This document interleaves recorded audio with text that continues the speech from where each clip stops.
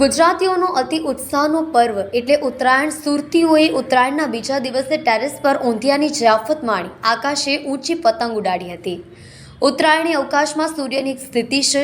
ઉત્તરાયણના દિવસે સૂરજ માતાની સીધી દિશાથી એકદમ દક્ષિણ દિશા તરફ હોય છે। ઉત્તરાયણનો શાબ્દિક અર્થ છે ઉત્તરમાં ગમન।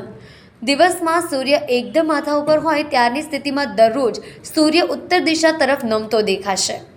ઉત્તરાયણના સમયે સૂર્ય પૃથ્વી આજુબાજુની પોતાની પરિભ્રમણની દિશામાં પરિવર્તન કરી થોડો ઉત્તર દિશા તરફ ખસતો જાય છે। આમ સૂર્ય ઉત્તર તરફ ખસવાનું ચાલુ કરે તે દિવસને ઉત્તરાયણ દિવસ તરીકે ઓળખવામાં આવે છે। સુરતના ઉધના વિસ્તારમાં અસલ સુરતી લાલાઓએ સતત 2 દિવસ ઉત્તરાયણની મજા માણી ઊંધિયું ખાઈ જયાફત માણી હતી। ત્યાં આકાશ ભારે પવનમાં પતંગ ઉડાડીને કહ્યું કાયપોટ છે।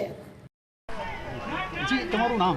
हेमिश भाई भूतवाला। हेमिश भाई कयो विस्तार से कई सोसाइटी है? उधना हरिनगर उधना धर्मयुग सोसाइटी गली नंबर 1 है। जी આજે મકર સંક્રાંતિ એટલે એક ઉત્સાહનો તહેવાર, શું કહેશો? મકર સંક્રાંતિ એટલે તમારે સારું છે। આજે પુણ્યનું કામ છે। સવારે ગાય ખવડાવવું, તલ ચીકી ખવડાવવા પુણ્યનું કામ છે।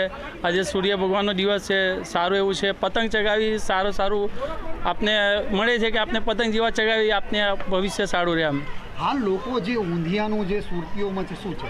ઊંધિયામાં સારું એવું પૌષ્ટિક તત્વ હોય છે। 5-6 જાતના શાક હોય છે, એ આજે ખાવા સારા કહેવાય। એમાં અલગ પાપડી હોય છે, રીંગણ હોય છે, બધું હોય છે, બનાવીને ખાવું એ સારું કહેવાય। હાલ ઉત્તરાયણનું આજે કેવો માહોલ છે? આજે કાલ કરતાં સારું છે। ઘણો સારા પતંગ ચગે છે, સારા એવા પતંગ ચગે છે। પવન પણ સારો છે, દિશા પણ સારી છે, સારું લાગે છે।